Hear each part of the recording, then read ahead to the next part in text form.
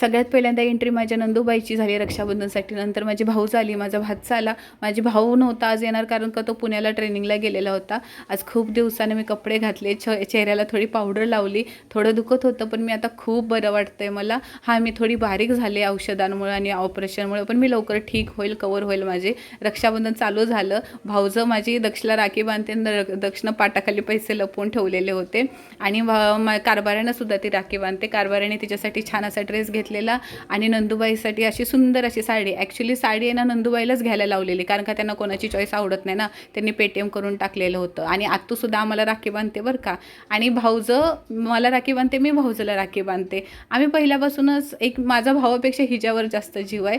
आणि तिनं जो ड्रेस घातला आहे ना तसंच सेम तिनं माझ्यासाठी ड्रेस आणलेला, कारण की आमच्या दोघींची सवय, जे मी माझ्यासाठी घेते ते तिच्यासाठी घेते, ती तिच्यासाठी घेते ती माझ्यासाठी घेते. माझ्यापेक्षा ही ना माझं अख्खं माहेर हा एका माणसात आहे.